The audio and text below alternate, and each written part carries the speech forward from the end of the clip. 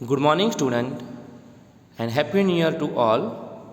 Last time मैंने आपको video भेजा था, जो रिपीटली मैंने आपको भेजा था कि आपका एक बार रिमाइंड हो जाए ये chapter.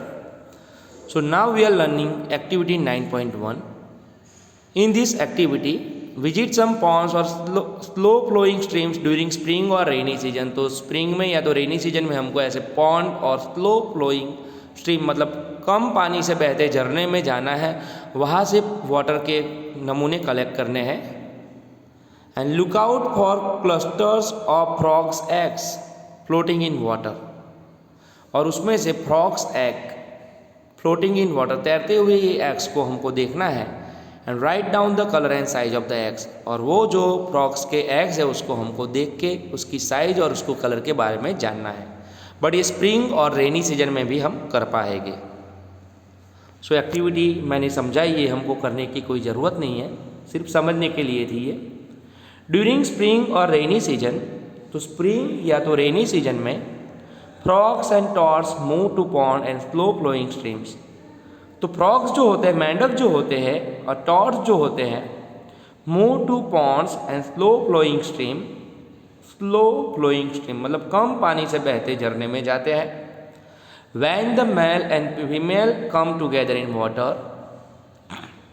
when the male and female come together in water, the female lays 100 of eggs. तो फीमेल जो होती है, it lays 100 of eggs. Female frog lays 100 of eggs. Unlike hen's egg, frog's egg is not covered by a shell. तो जैसे hence के egg होते हैं, मतलब मुर्गी के जो अंडे होते हैं, उसके जैसे frogs egg is not covered by shell. Frog के एग सेल से कवर नहीं होते हैं। And it is comparatively very delicate. And it is comparatively very delicate, उससे बहुत ही डिफरेंट होते हैं, डेलिकेट होते हैं। You can see in this figure eggs of frog. तो ऐसे फ्रॉग के एग्स होते हैं जो आप फिगर में देख रहे हो। So layer of jelly holds the eggs. तो जेली का जो लेयर होता है उसको पकड़ के रखता है। लेयर ऑफ जेली, जेली से बना हुआ जो लेयर होता है, होल्ड्स द एग्स, पूरे एग्स को होल्ड करके पकड़ के रखता है। And provides protection to the eggs.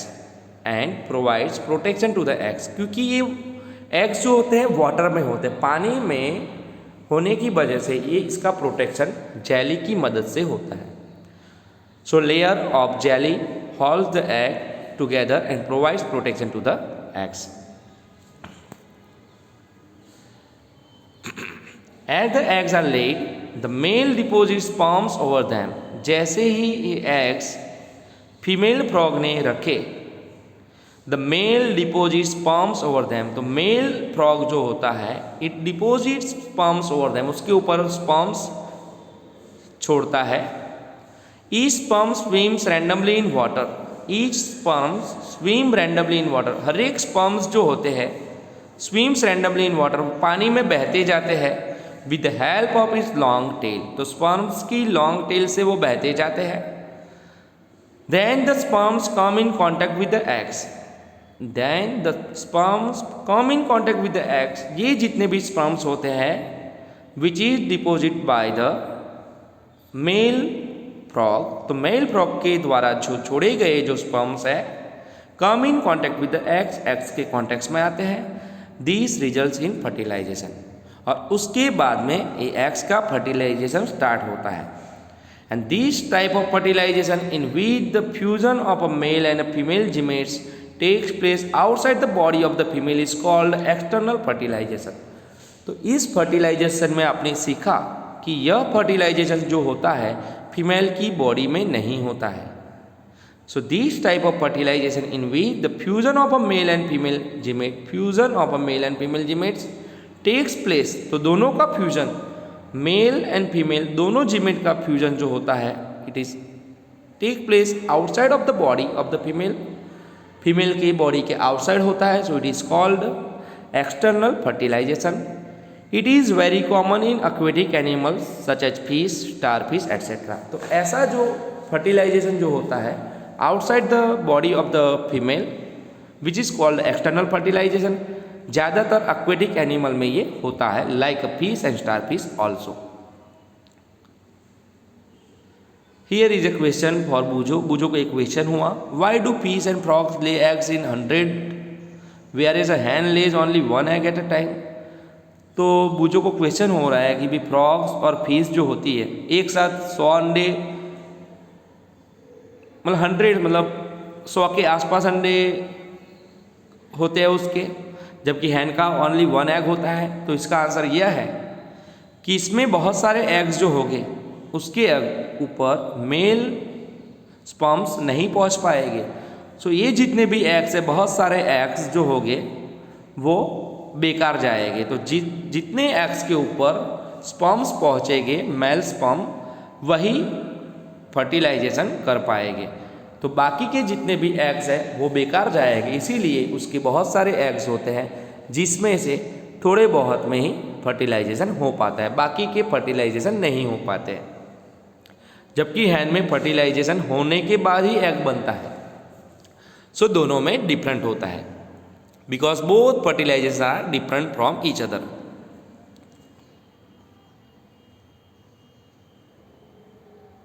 यहाँ पे उसका क्वेश्चन भी दिया है पर्पल कलर में, जो आप अच्छे से रीड कर लेना। The next thing is development of embryo. Fertilization result in the formation of zygote which begins to develop into an embryo.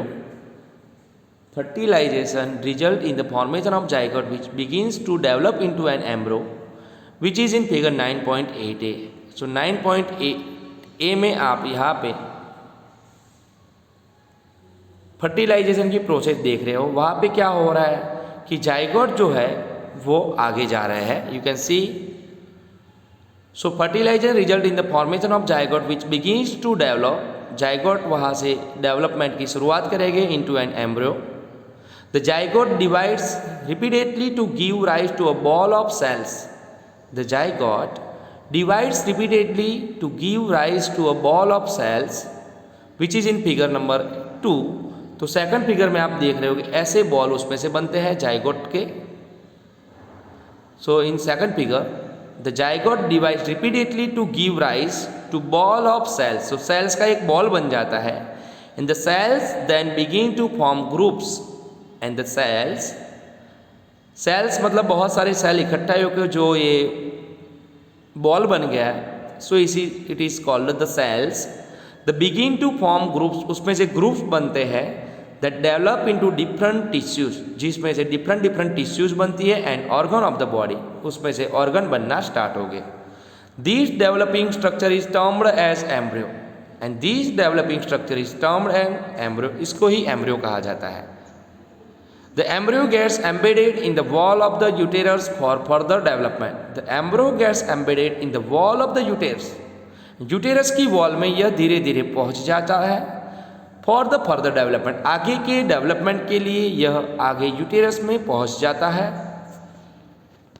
The embryo continues to develop in the uterus. और uterus में आगे further development इसका start हो जाता है। मतलब पहले आप देख सकते हो जाइगोट है जिसमें धीरे धीरे उसका प्रोग्रेस होके डेवलपमेंट होके उसमें से ज़्यादा सेल बनेगी। You can see in fourth place 4 cell है, फिर उसमें से 8 सेल बने, फिर इसमें से एक पूरा बॉल बना। बॉल फिर यूटेरस में गया, फिर एम्बेडिंग एम्ब्रियो जो आगे जा गया, जिसके अंदर डिफरेंट ऑर्गन बनते जाएंगे।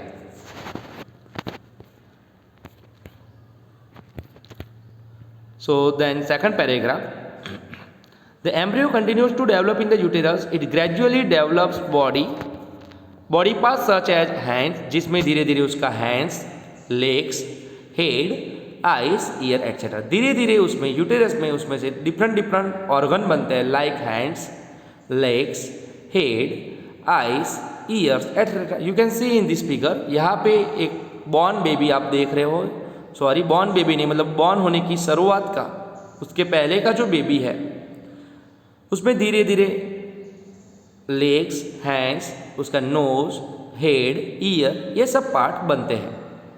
The stage of the embryo in which all the body parts can be identified is called points. When the development of the points is complete, when the development of the points is complete, ये points का जो development complete हो जाता है the mother gives birth to the baby, बाद में baby का birth होता है, जन्म होता है। तो कैसे ये बना इसके बारे में मैंने आपको समझाया। Internal fertilisation takes place in hens also, तो हैंड्स में भी इंटरनल फर्टिलाइजेशन होता है, बट हैंड के अंदर देखोगे वो हैंड्स लेज एग, वो अंडा देती है और एग्स के अंदर फिर बेबी बॉर्न होता है, जबकि बाकी के एनिमल्स में ऐसा होता नहीं है। फीमेल के बॉडी के अंदर ही बेबी बॉर्न होता है, जबकि हैंड में ऐसा होता नहीं है। So internal fertilisation also takes place in the hens also, but do hens give birth to babies like human being and cows, क्या हैंड्स जो होती है birth to baby like human being and cows? तो no, hen में baby born उसके body में नहीं होता है।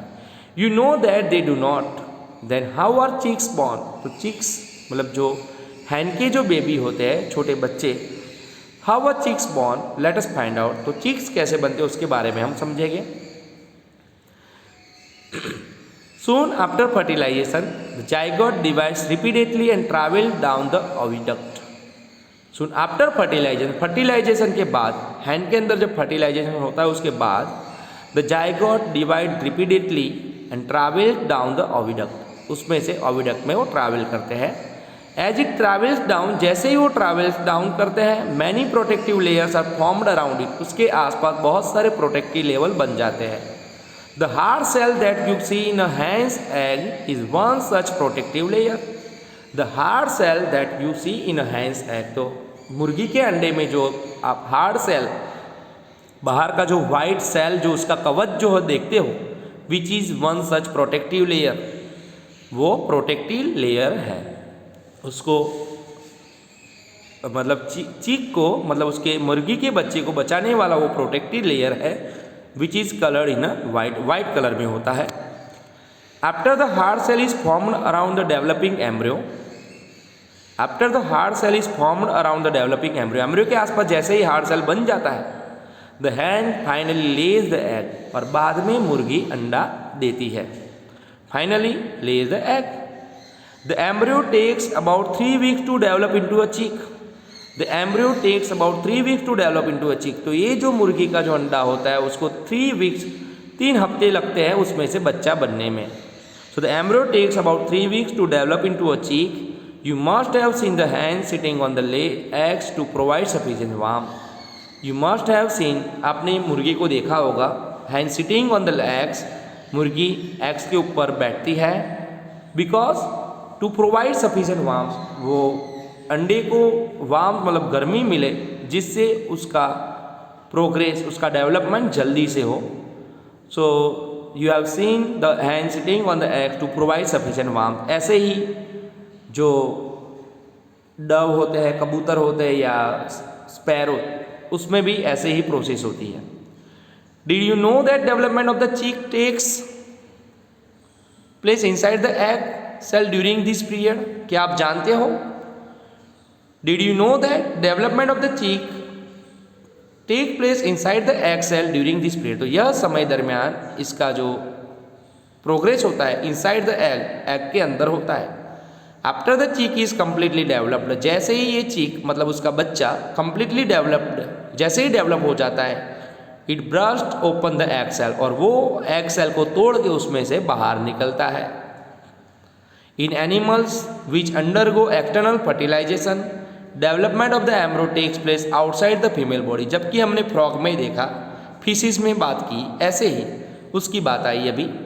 In animals which undergo external fertilisation, जिसमें एक्सटर्नल फर्टिलाइजेशन होता है, their development of the embryo takes place outside the female body, female body के बाहर उसका डेवलपमेंट होता है। The embryos continue the grow within their egg covering, egg covering के साथ वो अपना ग्रो करते हैं। After the embryo develop, the egg hatch. You must have seen numerous tadpoles swimming in ponds and streams. You must have seen numerous tadpoles. तो आपने बहुत सारे ऐसे tadpoles देखे होंगे, which are swimming in ponds and streams. तो ponds मतलब तालाब और झरनों में ऐसे बहते हुए tadpoles आपने देखे होंगे, और tadpoles में ही बाद में बेबी बनता है फ्रॉग या फिशिस का। सो हम आज यहाँ तक रखेंगे। Next topic we are learning in next lecture. Thank you all of you.